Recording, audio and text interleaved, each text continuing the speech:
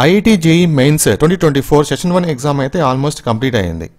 So మీలో ఎవరైతే exam రాశారో మీరు ఏ డేట్న మీకు ఏ డేట్న ఎగ్జామ్ ఉన్నింది, ఏ సెషన్లో ఎగ్జామ్ ఉన్నింది, మీరు రాసిన క్వశ్చన్ పేపర్ ఎలా ఉన్నింది, మ్యాథ్స్, ఫిజిక్స్, కెమిస్ట్రీ అని చెప్పేసి ఈ వీడియో కింద షేర్ చేసుకోండి. అలాగే ఫ్యూచర్లో ఎవరైతే ఎగ్జామ్స్ రాస్తారో నెక్స్ట్ సెషన్ 2లో అలాంటి వాళ్ళకు ఏమన్నా టిప్స్ అండ్ ట్రిక్స్ అనమాట. సో మ్యాథ్స్లో ఈ చాప్టర్స్ చదువుకుంటే బాగుంటుంది, ఫిజిక్స్లో ఈ చాప్టర్స్ నుంచి ఎక్కువ క్వశ్చన్స్ వస్తాయి అని ఏమన్నా టిప్స్ అండ్ ట్రిక్స్ ఈ వీడియో కింద షేర్ చేసుకుంటే సో కొంతమంది స్టూడెంట్స్కి అది హెల్ప్ అవ్వచ్చు అనమాట. సో డెఫినెట్గా ప్రతి ఒక్కరు కూడా షేర్ చేసుకోండి.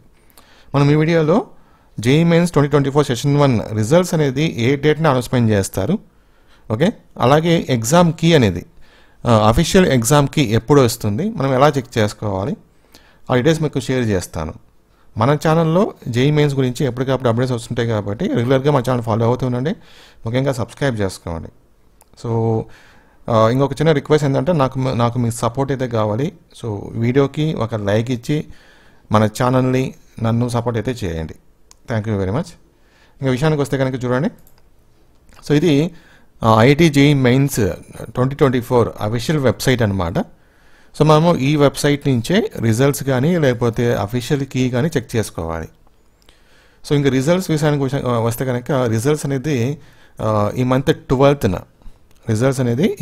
12న రిలీజ్ చేస్తామని చెప్పేసి న్యూస్ అయితే వస్తుంది. ఈ మంత్ 12th అనమాట.